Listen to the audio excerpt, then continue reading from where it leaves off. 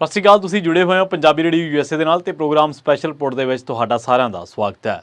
ਅੱਜ ਦੀ ਇਸ ਰਿਪੋਰਟ ਦੇ ਵਿੱਚ ਗੱਲਬਾਤ ਕਰਾਂਗੇ ਜ਼ਿਮਨੀ ਚੋਣਾਂ ਬਾਰੇ। ਜ਼ਿਮਨੀ ਚੋਣਾਂ ਪੰਜਾਬ ਦੇ ਵਿੱਚ ਕਦੋਂ ਹੋਈਆਂ ਨੇ ਤੇ ਇਹਨਾਂ ਚੋਣਾਂ ਦੇ ਵਿੱਚ ਪਾਰਟੀਆਂ ਨੂੰ ਜਿਹੜੀਆਂ ਸੱਤਾਧਾਰੀ ਪਾਰਟੀਆਂ ਸੀਗੀਆਂ ਉਹਨਾਂ ਦਾ ਕੀ ਹਾਲ ਹੋਇਆ। ਆਮ ਤੌਰ ਤੇ ਪ੍ਰਭਾਵ ਸਿਰਜਿਆ ਜਾਂਦਾ ਕਿ ਜ਼ਿਮਨੀ ਚੋਣਾਂ ਦੇ ਵਿੱਚ ਸੱਤਾਧਾਰੀ ਪਾਰਟੀ ਦਾ ਹੱਥ ਉੱਪਰ ਹੁੰਦਾ ਕਿਉਂਕਿ ਉਹਦੇ ਕੋਲੇ ਪ੍ਰਸ਼ਾਸਨਿਕ ਅਮਲਾ, ਉਹਦੇ ਕੋਲੇ ਸਰਕਾਰੀ ਮਸ਼ੀਨਰੀ, ਉਹਦੇ ਕੋਲੇ ਲੋਕਾਂ ਦੇ ਨਾਲ ਕਰਨ ਨੂੰ ਵਾਅਦੇ ਬਹੁਤ ਹੁੰਦੇ ਆ।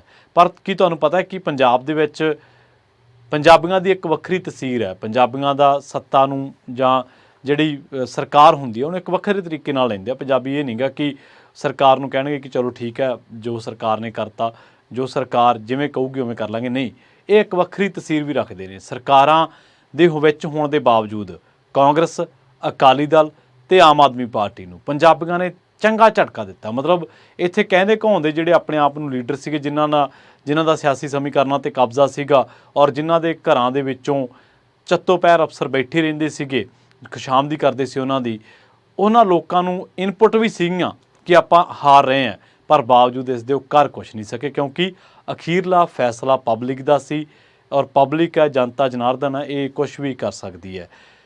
94 ਦੇ ਵਿੱਚ ਕਿਵੇਂ ਕਾਂਗਰਸ ਪਾਰਟੀ ਨੂੰ ਅਤੇ ਉਸ ਤੋਂ ਬਾਅਦ 94 ਤੋਂ ਬਾਅਦ 99 ਦੇ ਵਿੱਚ ਅਕਾਲੀਆਂ ਅਤੇ 2022 ਦੇ ਵਿੱਚ ਆਮ ਆਦਮੀ ਪਾਰਟੀ ਵਾਲਿਆਂ ਨੂੰ ਕਿਵੇਂ ਪੰਜਾਬੀਆਂ ਨੇ ਝਟਕਾ ਦਿੱਤਾ ਅਤੇ ਆਹ ਜ਼ਿਮਨੀ ਚੋਣਾਂ ਦੇ ਵਿੱਚ ਕਿਹੜੀ ਸਿਆਸੀ ਧਿਰ ਦੀ ਕੀ ਹਾਲਾਤ ਹੈ, ਇਹਦੇ ਬਾਰੇ ਆਪਾਂ ਚਰਚਾ ਕਰਾਂਗੇ ਇਸ ਰਿਪੋਰਟ ਦੇ ਵਿੱਚ।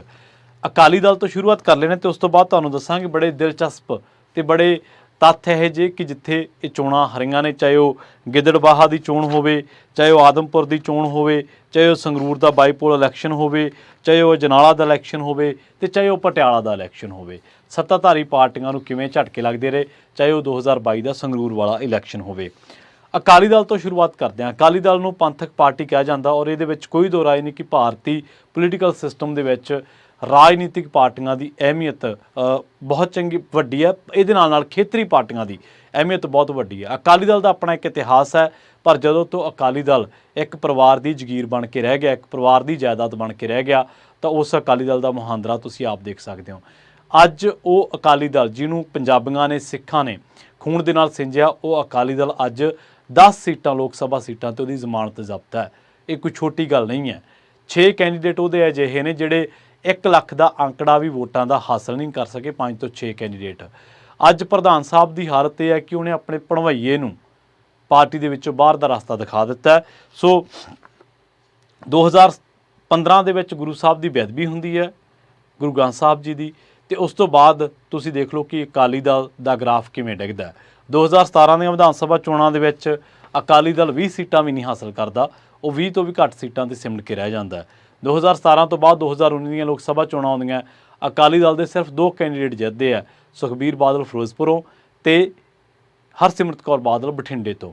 ਇਸ ਟਾਈਮ ਜਿਹੜਾ ਅਕਾਲੀ ਦਲ ਦਾ ਪ੍ਰਧਾਨ ਆ ਉਹ ਨਾ ਤਾਂ ਕਿਤੇ ਤੋਂ MLA ਹੈ ਅਤੇ ਨਾ ਹੀ ਕਿਤੋਂ ਮੈਂਬਰ ਪਾਰਲੀਮੈਂਟ ਹੈ।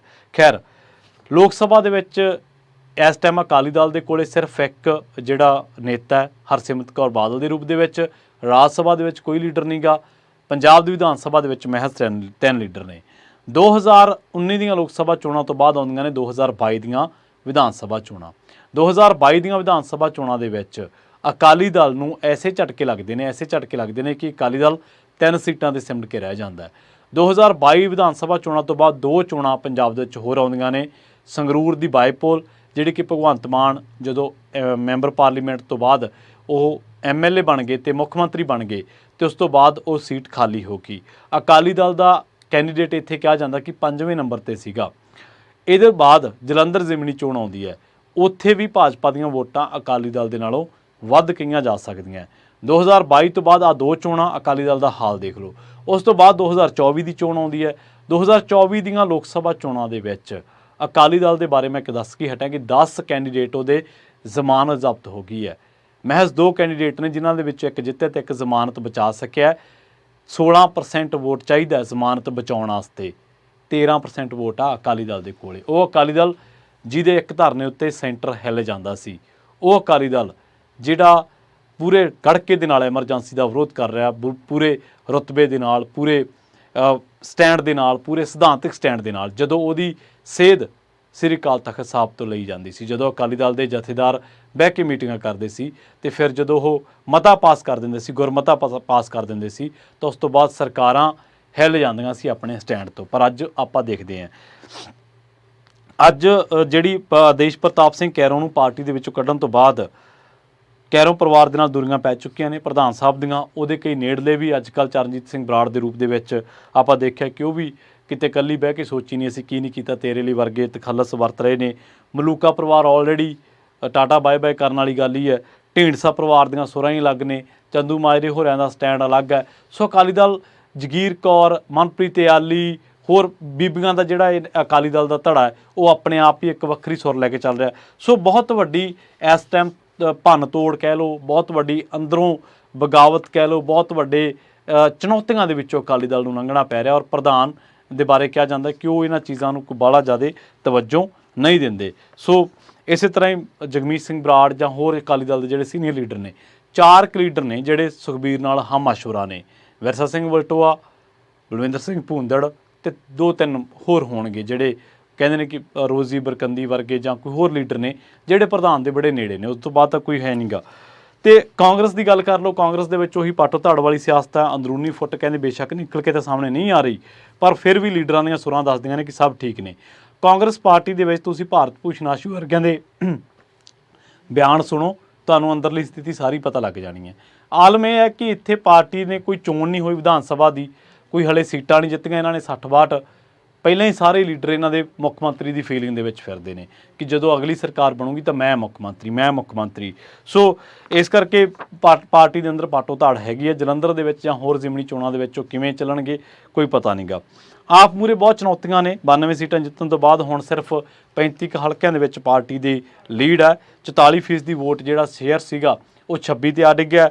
13 ਦਾ ਦਾਅਵਾ ਕਰਨ ਵਾਲੇ 3 ਤੇ ਆ ਡਿੱਗੇ ਨੇ। ਜੇਕਰ 5 ਜ਼ਿਮਨੀ ਚੋਣਾਂ ਦੇ ਵਿੱਚ ਬਹੁਤੀਆਂ ਨਾ ਜਿੱਤੀਆਂ ਗਈਆਂ ਤਾਂ ਪਾਰਟੀ ਦਾ ਤਾਂ ਪਤਾ ਨਹੀਂ, ਪਰ ਹੋ ਸਕਦਾ ਮੁੱਖ ਮੰਤਰੀ ਦੇ ਚਿਹਰੇ ਬਾਰੇ ਜ਼ਰੂਰ ਕਹਿੰਦੇ ਕਿ ਵਿਚਾਰ ਵਟਾਂਦਰਾ ਦਿੱਲੀ ਦੇ ਸਿਆਸੀ ਗਲਿਆਰਿਆਂ ਦੇ ਵਿੱਚ ਹੋਣ ਲੱਗ ਪਵੇ। ਸੋ ਪੰਜਾਬੀਆਂ ਨੇ ਕੇਜਰੀਵਾਲ ਦੀ ਗ੍ਰਿਫਤਾਰੀ ਜਾਂ ਉਹਦੀ ਜ਼ਮਾਨਤ ਨੂੰ ਕੋਈ ਬਹੁਤੀ ਤਵੱਜੋ ਨਹੀਂ ਦਿੱਤੀ। ਭਾਜਪਾ ਦਾ ਪ੍ਰਦਰਸ਼ਨ, ਭਾਜਪਾ ਨੇ ਸੀਟ ਕੋਈ ਨਹੀਂ ਜਿੱਤੀ, ਪਰ ਉਹਨਾਂ ਦਾ ਵੋਟ ਸ਼ੇਅਰ 18% ਦੀ ਹੈ। ਜਦੋਂ ਉਹਨਾਂ ਨੂੰ ਲੱਗਦਾ ਕਿ ਅਸੀਂ ਤਾਂ ਕੁਝ ਹਾਸਿਲ ਕੀਤਾ, ਅਸੀਂ ਗਵਾਇਆ ਕੁਝ ਨਹੀਂ। ਬੇਸ਼ੱਕ ਸੀਟ ਉਹਨਾਂ ਨੇ ਕੋਈ ਨਹੀਂ ਜਿੱਤੀ। ਹਾਂ, ਉਹਨਾਂ ਦੇ ਵਿੱਚ ਦਲ ਬਦਲੂ ਲੀਡਰਾਂ ਦੀ ਭਰਮਾਰ ਬਹੁਤ ਹੈ। ਉਹਨਾਂ ਦੇ ਵਿੱਚ ਅੱਧਿਓਂ ਵੱਧ ਕਾਂਗਰਸ ਤੇ ਹੋਰ ਪਾਰਟੀਆਂ ਦੇ ਵਿੱਚੋਂ ਲੀਡਰ ਆਉਣ ਕਰਕੇ ਰੈਲੀਆਂ ਦੇ ਵਿੱਚ ਇਕੱਠ ਹੋਵੇ ਨਾ ਹੋਵੇ, ਸਟੇਜ ਤੇ ਚੰਗਾ ਇਕੱਠ ਕਰ ਲੈਂਦੇ ਭਾਜਪਾਈ।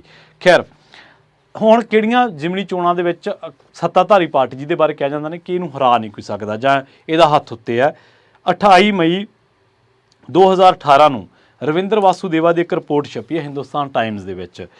2018 ਦੀ ਰਿਪੋਰਟ ਅਤੇ ਉਸ ਤੋਂ ਬਾਅਦ 2 ਜ਼ਿਮਨੀ ਚੋਣਾਂ ਹੋਈਆਂ ਨੇ। ਜਲੰਧਰ ਵਾਲੀ ਆਮ ਆਦਮੀ ਪਾਰਟੀ ਜਿੱਤ ਗਏ, ਸੰਗਰੂਰ ਵਾਲੀ ਬਾਈਪੋਲ ਸਿਮਰਜੀਤ ਸਿੰਘ ਮਾਨ ਜਿੱਤ ਗਏ। ਖੈਰ, ਉਹ ਕਹਿੰਦੇ ਕਿ ਬਾਈਪੋਲ ਆ ਜਿਹੜੇ ਇਹਦੇ ਵਿੱਚ ਜਿਹੜੀਆਂ ਪਾਰਟੀਆਂ ਨੇ ਉਹਨਾਂ ਦਾ ਅਲੱਗ-ਅਲੱਗ ਤਰ੍ਹਾਂ ਦਾ ਤਜਰਬਾ ਰਿਹਾ। 1994 ਦੀ ਗੱਲ ਹੈ ਜਦੋਂ ਜਿਹੜੇ ਉਦੋਂ ਬੇਅੰਤ ਸਿੰਘ ਹੁੰਦੇ ਸੀਗੇ ਮੁੱਖ ਮੰਤਰੀ, ਤੇ ਉਹਨਾਂ ਨੇ ਕਿਹਾ ਕਿ ਜਦੋਂ ਅਜਨਾਲਾ ਜਿਹੜੇ ਕਿ 1994 ਦੀ ਜਿਹੜੀ ਚੋਣ ਸੀਗੀ ਉਹਦੇ ਵਿੱਚ ਅਕਾਲੀ ਦਲ ਨੇ ਸਪੋਰਟ ਕੀਤਾ ਸੀਗਾ ਰਤਨ ਸਿੰਘ ਅਜਨਾਲਾ ਨੂੰ, ਤੇ ਬੇਅੰਤ ਸਿੰਘ ਦੀ ਸਰਕਾਰ ਦੇ ਵਿੱਚ ਇਹਨਾਂ ਨੇ ਉਸ ਕਾਂਗਰਸੀ ਕੈਂਡੀਡੇਟ ਨੂੰ ਹਰਾਤਾ ਸੀਗਾ। ਇਹ ਸੀਟ ਜਦੋਂ ਖਾਲੀ ਹੋਈ ਸੀ, ਰਾਜਵੀਰ ਸਿੰਘ ਕਾਂਗਰਸੀ ਕੈਂਡੀਡੇਟ ਸੀਗੇ ਤੇ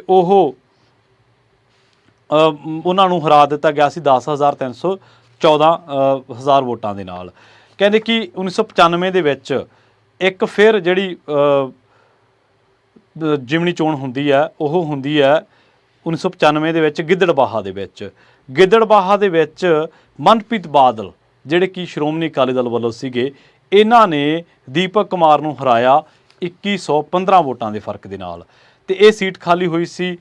ਕਾਂਗਰਸੀ ਐਮਐਲਏ ਰਘੁਬੀਰ ਸਿੰਘ ਉਹਨਾਂ ਦੀ ਡੈਥ ਹੋ ਗਈ ਸੀਗੀ ਤੇ ਉਸ ਤੋਂ ਬਾਅਦ ਉਹ ਕਹਿੰਦੇ ਕਿ ਜਦੋਂ ਮਨਪ੍ਰੀਤ ਬਾਦਲ ਦਾ ਇੱਥੋਂ ਹੀ ਉਦੈ ਹੁੰਦਾ ਹੈ ਸਿਆਸਤ ਦੇ ਵਿੱਚ, ਇੱਥੋਂ ਹੀ ਉਹ ਅਕਾਲੀ ਦਲ ਦੇ ਵਿੱਚ ਹੌਲੀ ਹੌਲੀ ਮੋਹਰਲੀ ਕਤਾਰ ਦੇ ਵਿੱਚ ਆ ਜਾਂਦੇ ਨੇ। ਗਿੱਦੜਬਾਹਾ ਤੋਂ ਉਹ 4 ਵਾਰ ਵਿਧਾਇਕ ਬਣੇ। ਖੈਰ ਇਸ ਤੋਂ ਬਾਅਦ ਕਹਿੰਦੇ ਕਿ ਡੈਥ ਹੁੰਦੀ ਹੈ ਸ਼੍ਰੋਮਣੀ ਅਕਾਲੀ ਦਲ ਦੇ ਐਮਐਲਏ ਸਰੂਪ ਸਿੰਘ ਦੀ। ਉਸ ਤੋਂ ਬਾਅਦ ਕੱਥੂ ਨੰਗਲ ਦੇ ਵਿੱਚ ਜਿਹੜਾ ਕਿ ਹੁਣ ਮਜੀਠਾ ਹੈ, ਇੱਥੇ ਵੀ ਸ਼ਾਮ 84 ਦੇ ਵਿੱਚ ਚੋਣ ਹੋਈ ਸੀਗੀ।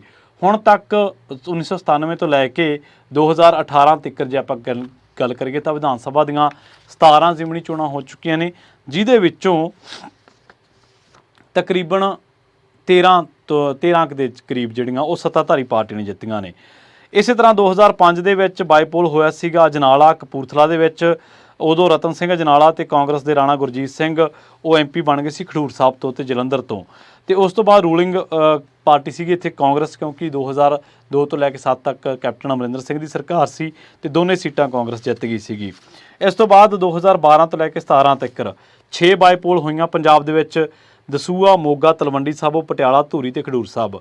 ਪਟਿਆਲਾ ਕਾਂਗਰਸ ਜਿੱਤ ਗਈ ਸੀ ਪ੍ਰਨੀਤ ਕੌਰ 23,000 ਵੋਟਾਂ ਦੇ ਫਰਕ ਦੇ ਨਾਲ, ਤੇ ਇਹ ਅਮਰਿੰਦਰ ਸਿੰਘ ਉਦੋਂ ਲੋਕ ਸਭਾ ਚੁਣੇ ਗਏ ਸੀ 2014 ਦੇ ਲੋਕ ਸਭਾ ਦੇ ਵਿੱਚ, ਉਦੋਂ ਖਾਲੀ ਹੋਈ ਸੀਗੀ।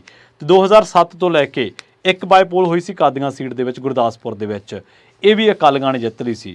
ਹੁਣ ਜਿਹੜੀਆਂ ਬਾਈਪੋਲਸ ਦੇ ਵਿੱਚ ਝਟਕਾ ਲੱਗਿਆ, ਜਿਹੜੀਆਂ ਬਾਈਪੋਲਸ ਦੇ ਵਿੱਚ ਸੱਤਾਧਾਰੀਆਂ ਨੂੰ ਬਹੁਤ ਝਟਕਾ ਲੱਗਿਆ, ਅਜਨਾਲਾ ਦੇ ਵਿੱਚ ਸੈਡ ਸਪੋਰਟਡ ਕਹਿੰਦੇ ਕੈਂਡੀਡੇਟ ਰਤਨ ਸਿੰਘ ਅਜਨਾਲਾ, ਉਹਨਾਂ ਨੇ ਰਾਜਵੀਰ ਸਿੰਘ ਜਿਹੜੇ ਕਿ ਕਾਂਗਰਸ ਦੇ ਸੀਗੇ, ਰੂਲਿੰਗ ਪਾਰਟੀ ਸੀਗੀ, ਉਹਨੂੰ 10,314 ਵੋਟਾਂ ਦੇ ਫਰਕ ਦੇ ਨਾਲ ਹਰਾਇਆ। 1995 ਦੇ ਵਿੱਚ ਮਨਪ੍ਰੀਤ ਬਾਦਲ ਸ਼੍ਰੋਮਣੀ ਅਕਾਲੀ ਦਲ ਦੇ, ਇਹਨਾਂ ਨੇ ਕਾਂਗਰਸ ਦੇ ਦੀਪਕ ਕੁਮਾਰ ਨੂੰ ਹਰਾਇਆ 2115 ਵੋਟਾਂ ਦੇ ਫਰਕ ਦੇ ਨਾਲ। ਹੁਣ ਇੱਥੇ ਅਕਾਲੀਆਂ ਦਾ ਜਿਹੜਾ ਜੇਤੂ ਰਸ ਸੀਗਾ ਉਹ ਇਹ ਨਹੀਂਗਾ ਕਿ ਚੱਲਦਾ ਹੀ ਗਿਆ।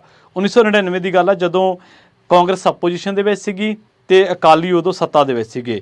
ਉਦੋਂ ਸਰਬਜੀਤ ਸਿੰਘ ਮੱਕੜ 5 ਵੋਟਾਂ ਦੇ ਫਰਕ ਦੇ ਨਾਲ ਹਾਰ ਗਿਆ ਸੀਗਾ ਕਮਲਜੀਤ ਸਿੰਘ ਲਾਲੀ ਤੋਂ। 2015 ਦੀ ਗੱਲ ਹੈ ਜਦੋਂ ਆਪੋਜੀਸ਼ਨ ਦੇ ਵਿੱਚ ਸੀਗੀ ਕਾਂਗਰਸ ਤੇ ਪ੍ਰਨੀਤ ਕੌਰ ਜਿਹੜੀ ਆ ਉਹ 23,000 ਵੋਟਾਂ ਦੇ ਫਰਕ ਦੇ ਨਾਲ ਜਿੱਤ ਗਈ ਸੀ। ਲੋਕਾਂ ਨੇ ਇਹ ਵੀ ਕਿਹਾ ਸੀਗਾ ਕਿ ਸ਼ਾਇਦ ਪ੍ਰਨੀਤ ਕੌਰ ਨੂੰ ਜਾਂ ਇਹ ਸੀਟ ਬਾਦਲਾਂ ਨੇ ਜਾਂ ਆਪਣੇ ਤਰੀਕੇ ਦੇ ਨਾਲ ਰੱਖ ਲਈ ਆ, ਜਾਂ ਕੈਪਟਨ ਬਾਦਲ ਦਾ ਸਮਝੌਤੇ ਦੇ ਤਹਿਤ ਕਹਿੰਦੇ ਕਿ ਜਿਹੜੀ ਸੀਟ ਆ ਪ੍ਰਨੀਤ ਕੌਰ ਜਿੱਤ ਗਈ ਹੈ। ਸੋ ਇਹ ਇਤਿਹਾਸ ਰਿਹਾ ਤੇ ਤੁਹਾਨੂੰ ਸਭ ਤੋਂ ਪਹਿਲਾਂ ਸ਼ੁਰੂਆਤ ਕੀਤੀ ਸੀ ਪੰਜਾਬ ਦੀਆਂ ਸਿਆਸੀ ਪਾਰਟੀਆਂ ਤੋਂ ਕਿ ਇਸ ਵੇਲੇ ਕਿੱਥੇ ਖੜੀਆਂ ਦਿਖਾਈ ਦਿੰਦੀਆਂ ਨੇ। ਸੋ 5 ਜ਼ਿਮਨੀ ਚੋਣਾਂ ਪੰਜਾਬ ਦੇ ਵਿੱਚ ਹੋਣੀਆਂ ਨੇ, ਜਿਹਦੇ ਕਰਕੇ ਸਾਰੀਆਂ ਸਿਆਸੀ ਧਿਰਾਂ ਜਿਹੜੀਆਂ ਨੇ ਉਹ ਚੋਣ ਮੈਦਾਨ ਦੇ ਵਿੱਚ ਨੇ, ਤੇ ਕੋਈ ਵੀ ਇੱਕ ਅਜਿਹੀ ਧਿਰ ਨਹੀਂ ਹੈ ਜਿਹੜੀ ਕਹਿ ਸਕੇ ਕਿ ਹਾਂ ਇਹਦੇ ਵਿੱਚ ਅਸੀਂ ਜਿੱਤਾਂਗੇ, ਕਿਉਂਕਿ ਇਹਨਾਂ ਚੋਣਾਂ ਦੇ ਵਿੱਚ ਕਾਂਗਰਸ ਪਾਰਟੀ ਜੇਕਰ 7 ਸੀਟਾਂ ਜਿੱਤੀ ਹੈ ਤਾਂ ਮਾਲਵੇ ਦੇ ਵਿੱਚ ਬੁਰੀ ਤਰ੍ਹਾਂ ਦੇ ਨਾਲ ਪਛੜੀ ਹੈ।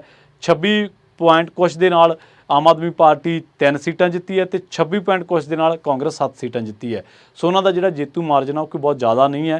ਅਕਾਲੀ ਦਲ ਦੇ ਆਪਣੀਆਂ ਚੁਣੌਤੀਆਂ ਨੇ, ਆਮ ਆਦਮੀ ਪਾਰਟੀ ਦੀਆਂ ਆਪਣੀਆਂ ਚੁਣੌਤੀਆਂ ਨੇ, ਭਾਜਪਾ ਆਪਣੇ ਆਪ ਨੂੰ ਇਹਨਾਂ ਚੋਣਾਂ ਦੇ ਵਿੱਚ ਦੇਖ ਰਹੀ ਹੈ। ਤੇ ਇਹ ਵੀ ਇੱਥੇ ਚਰਚਾ ਕਰਨੀ ਬਣਦੀ ਹੈ ਕਿ ਜੇਕਰ ਸਰਬਜੀਤ ਸਿੰਘ ਖਾਲਸਾ ਤੇ ਇਹਦੇ ਨਾਲ ਅੰਮ੍ਰਿਤਪਾਲ ਸਿੰਘ ਆਪਣੇ ਉਮੀਦਵਾਰ ਇਹਨਾਂ ਚੋਣਾਂ ਦੇ ਵਿੱਚ ਉਤਾਰ ਦਿੰਦੇ ਨੇ ਤਾਂ ਇਹਨਾਂ ਚੋਣਾਂ ਦੇ ਵਿੱਚ ਸਿਆਸੀ ਮੁਹਾਂਦਰਾ ਹੋਰ ਵੀ ਬਦਲ ਸਕਦਾ ਹੈ। ਬਹੁਤ ਬਹੁਤ ਧੰਨਵਾਦ। ਸਤਿ ਸ਼੍ਰੀ ਅਕਾਲ।